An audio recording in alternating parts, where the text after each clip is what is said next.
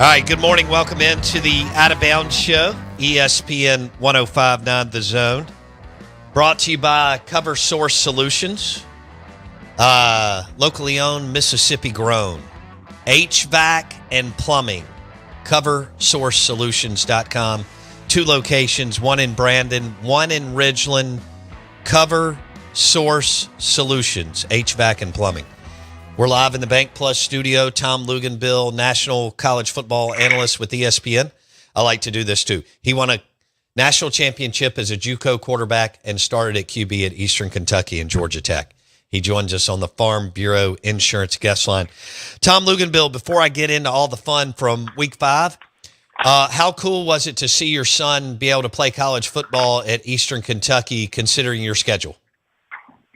It was one of the best moments of my professional life, given that our lives in this place, in this world of college football, are always based on the weekends, right? So you get so few opportunities to actually go to a game and do something without being, in a studio, on location, all of those sorts of things that when you get to see your son play, and I haven't had a chance to do that, it was just remarkably special.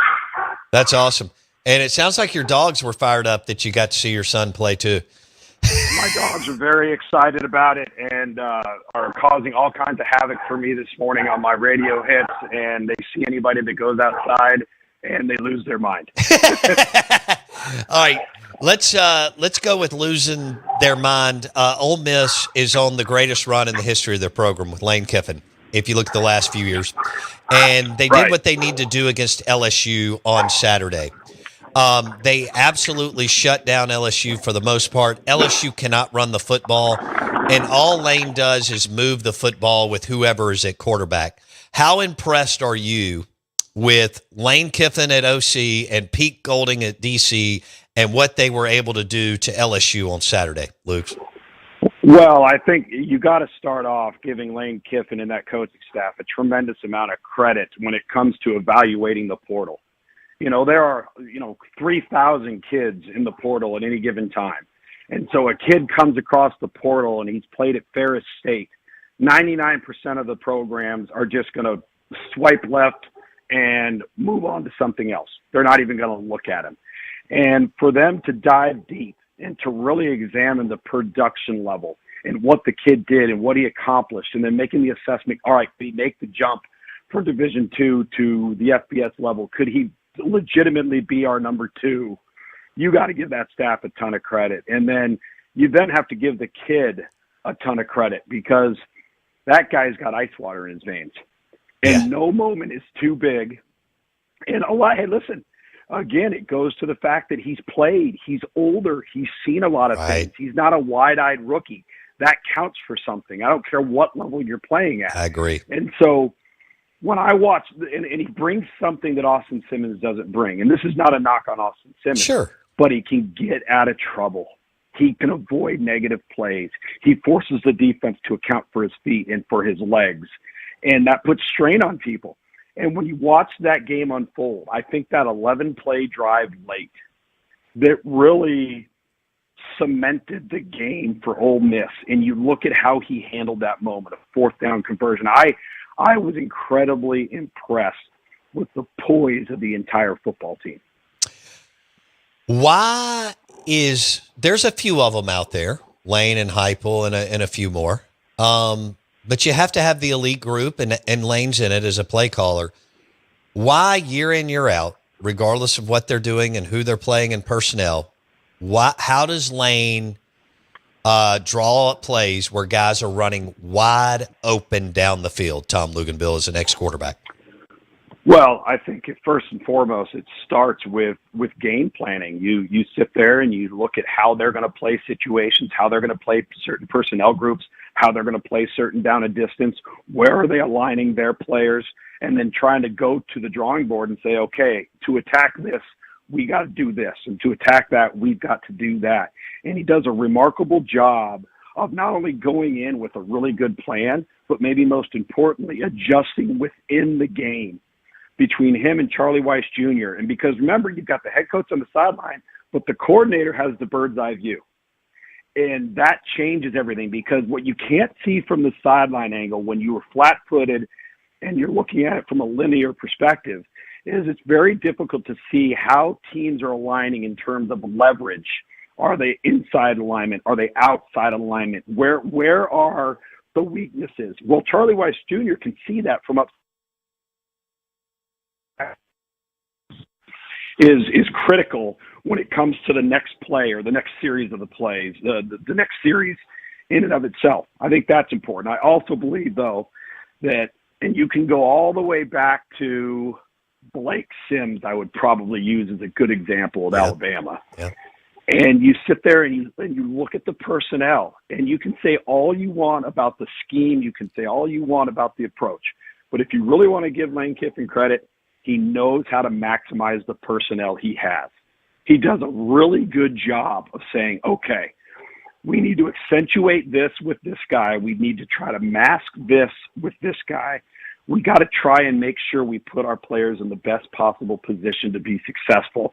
And he's just got an innate feel for that. It's just a knack for understanding what your kid do well and then implementing it. So I know he's top 5, but he keeps doing this. Is Lane Kiffin the best play caller in college football? Right now, you'd have to make the argument that he is. In terms of the shifting of personnel, new personnel, people that are new to the scheme, maybe new to the program, getting kids to play at a high level early when you haven't had them for 2 to 3 years. Mm-hmm. I think it's a very, very fair argument. Okay. All right. Let's go to, are they, I know I'm putting you on the spot, but Tom Luginbill on the show, Bama's win was unbelievable this weekend. I don't want to take anything. I think Bama and Georgia have the 2 best wins, Lugs. I don't think you just go to Neyland and win, and you don't just go to Athens, as you know, in Sanford Stadium and win. So, power rankings today. Not all 16, but the first 2 are, and I know because September's football is in the books. Next time we play, it'll be October. Who's number 1, 2, 3? Do you have some teams there that you would rank SEC power rankings? I mean, when you're looking at the SEC and are you talking about nationally or just with the conference? Just with the conference. Well, I think we have to step back right now and see what happens with Oklahoma and John Batir. Okay. In fairness, because boy, what a devastating hit that not only is, but depending on how quickly he can come back, how devastating it could be. Right. So we don't quite know with them right now. I think you have to look at Alabama and Ole Miss right now as being towards the top. All right. You could put them 1-2, 2-1, whatever you want to do. I still think Georgia's a pretty good football team. I really do. I think the thing when you're looking at the league, Bo, is how high is the floor, right? When the floor is not Vanderbilt, what does that say about the strength of the league? Hell, Mississippi State's the most improved team. Last year they were awful, and now, Luke, they've already beat Arizona State. They could beat a bunch of other Power 4 teams outside the conference. And they very easily could have won the game the other day. Obviously, 5 turnovers between the 2 teams, 3 for Mississippi State. But you watch them and they look different, right? They just look improved. They look like a year 2 coaching staff and a group of players that have bought in and kind of have seen some confidence because the execution has been there. So, top to bottom, it's interesting. If you're going to sit there and say, okay, well, who's been most disappointing? Is it LSU? Is it Florida? I would probably say right now it's LSU. Something's wrong there offensively. But I would say the top 2 are Ole Miss and Alabama right now. You could throw a ton of teams in there. Right. 3 through 6 or 7. Right. Right. And it's really, really competitive. I think the other thing, too, that you got to pay close attention to, go through, and not just in the SEC, go through college football this past weekend or the last 2 weekends and look at how many matchups, not just high profile, just matchups overall, are being decided by one possession. I know. The dispersal of talent across college football has leveled the playing field, and the quarterback position now becomes more important than it ever has before, because in order to win a one-possession game, you're going to have a guy that can handle that moment. And we're seeing it each and every week. And that's why, there's no gimmies anymore. There's no, okay, well, we're going to take the field and we're going to beat this team. Not anymore. I don't think that exists anymore. I agree. Tom Luginbill, national college football analyst with ESPN. All right, so speaking of the Tennessee game, hell of a football game. I was there. Devastating loss, but they played well. Yeah, I think if I just want to bottom line it, Lugs, you can't gift Tennessee 2 defensive touchdowns and win a game like that against Heupel, who's also one of the best head coaches in the country. Yeah, I mean, listen, Tennessee. I think Tennessee's a playoff team. I think they are capable of being really, really good and are only going to get better. Clearly, the quarterback position is a significant upgrade. And that thing went back and forth, and it was a heck of a football game. And again, another one-possession game. And those types of games, when it becomes that tight, right, it's not necessarily the play that you make, it's the mistake that you avoid. I mean, look at Georgia last week versus Alabama. 4th and 1, and they don't just kick a field goal to tie it with 13 minutes to go. I don't understand. There's plenty of time there. So you make an error. All right, well, maybe that error cost you the game. Well, it looks like it did. Final score, 24-21. So you have to put yourself in a position. Look at Penn State, Oregon last week. All right, Drew Allar played pretty good until it mattered most, and he throws a pick. One-possession game, outplayed by Dante Moore. This is a recurring theme that you're going to see when it comes to avoiding the mistake that costs you the game when the score is a one-possession game. Okay. All right. So Mississippi, this may not line up well this week, Lugs. Coming off of the game that you just talked about and the physicality and the way they lost to Tennessee, and now they got to regroup and go to A&M, which is coming off a fantastic win, and they beat Notre Dame, and they are a very physical team. Break this down for me. Minus 12 points. I just think MSU could maybe struggle this weekend just because of where this game lands and where it is. Your thoughts? Yeah, I think having these 2 games back-to-back is going to really test their maturity, but maybe most importantly, test their depth. Because depth is what you're going to need when you start to run the gauntlet, right? You get tired, you get fatigued, and you have to sub, and all of a sudden, all right, who's the guy that goes in? Does that guy play at a high efficient level? Is there a drop-off?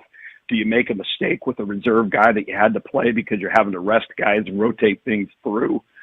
Those things are all very, very real, especially on back-to-back weeks versus 2 physical football teams. However, with Mississippi State, as improved as they are, there's still a lot of upside there, because if they avoid the self-inflicted wounds, they can play with Texas A&M. Right. That was the difference between Texas A&M and Auburn. All right, Auburn goes 0 for 13 on 3rd down. All right, Lord. And Texas A&M, they didn't do anything special. I mean, Auburn is hell on wheels on defense. Don't get me wrong. Yeah. But Texas A&M scored 16 points at home versus an offense that was 0 and 13 on 3rd down. So you don't think Mississippi State can play with those guys if they don't hurt themselves? I absolutely think they can. Okay. I see where you're going there. And Brennan Thompson, it looks like Brennan Thompson is going to be able to go this weekend, and he's kind of the guy that Levy likes to, throw it deep, Shapen and Thompson. So we'll see if that is a factor this weekend. What do you do with LSU as abysmal and anemic as their offense is, considering the way that they recruit, Luke? Well, there's a couple of things at play here with LSU, and it's not all Garrett Nussmeier. First of all, they have not had a healthy running back room the entire season. They have not been able to line up with their top 2 running backs healthy in the backfield at the same time or rotating the entire season long. They're breaking in an offensive line with 2 true freshmen on the right side and a left tackle replacing a first-rounder, and that group has not gelled as quickly as they would have liked it to. Third, and again, this is all speculative here because there's been a lot of chatter, a lot of talk about Garrett Nussmeier and what type of injury he may be dealing with. Now, if that's an injury where it's in the torso, it's in the oblique, right? When you play the quarterback position and you generate your power, your velocity, or your ability to drive the ball into tight spots, you generate that from the ground up. Well, if he's in a position where he's either wincing or he feels like he can't unleash it, because that guy's a riverboat gambler, man. When he's at his best, he's a grip it and rip it type guy. And if you watched him against Ole Miss, he can't get any of that power behind the football. There's just something missing there. I don't know how injured he is. I don't necessarily know if he's injured at all. I'm just going off of what a lot of the talk has been about him, because he does not look the same. So you're dealing with a quarterback right now that I think is playing out of sync and out of rhythm, maybe a little bit in his head, without the ability to run the football and an offensive line that's in flux. So there are a variety of things that are hurting them offensively. Defensively, they're going to be good enough to play in every game. So they're always going to be in the game because they've really improved on that side of the football. Okay. Hugh Freeze and that offense is abysmal too. And he's moved it everywhere. Arkansas State, Ole Miss with Bo Wallace and Chad Kelly and so on, and Malik Willis and the other QB at Liberty. They threw for 125 yards and ran for 52. Can they get this thing turned around on the offensive side? Because like you said, DJ Durkin and the defense are damn good, Luke. So offensively, it's not about players with Auburn. It's about execution. They can't get out of their own way. They're 2 steps back, 1 step forward all the time. In their 2 SEC games, Bo, they're 3 for 28 on third down. 3 for 28. Good. Now think about that. So here's what ends up happening. You're constantly playing from behind the chains. You're constantly in second and third and long. Well, then what does that make you? It makes you one-dimensional. They know you can't run it. Everybody in the stadium, including the popcorn vendor, knows exactly what's coming. Mm-hmm. So what happens is teams load up and they just pin their ears back and they come after the quarterback. Well, now you can't run the ball. You're in 3rd and 11 plus all the time. So you're in obvious passing situations, and you're going to get a distinct pass rush.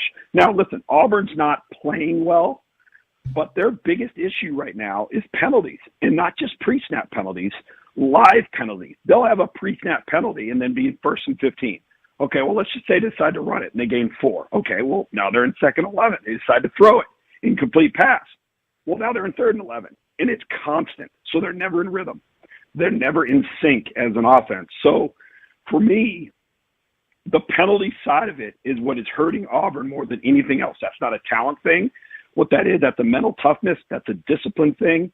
And Hugh Freeze may have to go back to the drawing board and start really evaluating guys and saying, hey, fellas, if you're not going to get it done, we're going to find somebody that can. And create an environment of competition. I don't care what you're making in NIL. I don't care who you're quote-unquote supposed to be. If you're not producing, we cannot win with you. And that's the point that Auburn's at right now, because you're right, man. On defense, holy smokes, is Auburn good. But you know how they are wired. I mean, he's got to win some games, or some people may not agree, but it doesn't matter. They may cut ties, Luke. Well, that's the nature of the profession, and oftentimes it's the nature of the profession more so at that place than anywhere else. Right? I've always called that job "you're hired to be fired." And listen, you're right. They've got to win games, but right now they're not a smart football team, Bo. Okay. They are not a smart football team, and if you play dumb, you're going to lose. If Ole Miss and LSU. No, I'm sorry. Ole Miss and Tennessee played on a neutral field this weekend. Oh, who like Atlanta or something? Who do you like and why? Well, as much as I think Joey Aguilar is an upgrade over Nico from a year ago, the one thing he's done, and I've done 4 of his games over the course of the last 3 years when I was doing midweek Sunbelt games, is he can be really, really good, but he can also make dumb decisions with the football. And he will put the ball in harm's way because that's his mentality, and you love it, but you're going to have to live with some of the bad. I would probably lean towards Ole Miss right now because the quarterback has been so risk-averse that they don't worry about him screwing the game up, right? Yeah. And while he doesn't have Aguilar's experience right now, he's shown to be a little bit more prudent when it comes to preserving the football. All right. Rhett Lashley, Bobby Petrino, John Summerall, Dan Mullen. How you feel about those guys? Any of those guys, or all of them to Arkansas, among others? So let me ask you this question: is the Arkansas job better than SMU right now? Well, it's a good question because SMU got in the ACC, and the path of least resistance is better in the ACC than it is in the SEC, as far as you know. I mean, as well as you know, of getting to the college football playoff, because last year was an obvious example. Right. And you could make a real serious argument that SMU has more private money to invest in football being great, combined with what you just said, because the path of least resistance is there. Right, the market that they're in. Like, think about it from just a high school recruiting perspective. One of the toughest things about the Arkansas job is there's no players in state. You have to go into everybody else's backyard to build your roster through the high school ranks. Now, there may be, 2 to 3 guys, each and every year that are good enough to play at Arkansas, but by and large, you don't have that. So what happens in the transfer portal with bounce back guys? You don't have that luxury. Like, for example, in the Dallas Metroplex where SMU is located right now, if they wanted to, they don't have to get on an airplane to recruit an entire high school recruiting class. Good point. They can drive 45 minutes in any direction. All right, now, consider the players that they lose out on, okay? Somebody decides to go to Oklahoma. Somebody decides to go to Texas A&M. And they're from the Dallas Metroplex, and they enter the portal. Guess where they're going? SMU. They're going to come back home, and they're going to go to SMU. Arkansas doesn't have that luxury, right? So it's a really difficult job when it comes to competing with on-field product in terms of level of player. Now, if you sat there and said, okay, well, we're going to live in a world where Arkansas has unlimited resources. Right now, do they have the clout and do they have the perception of going out in the open market and beating LSU or Alabama or Texas or Oklahoma on a player in the portal? No, they don't. We'll leave it there. Tom Luginbill, National College Football Analyst with ESPN. Thanks, Lugs. Appreciate it. Appreciate you, buddy. See ya. Football season is in full swing, and Underdog is the best place to get in on all the action. Playing on Underdog is easy. Just pick whether your favorite players will go higher or lower on stats like rushing yards, receptions, touchdowns, and more. This week on Underdog, I'm looking at Jets and Dolphins and selecting Jalen Waddle for higher than 9.5 fantasy points. Download the app today. Sign up with promo code OUTOFBOUNDS to score $100 in bonus funds. When you play your first $5, that's promo code OUTOFBOUNDS on the Underdog app. All the show will be on Spotify and Apple Podcasts shortly. Search Out of Bounds with Bo Bounds. That show went by in 10 minutes. We'll see you tomorrow.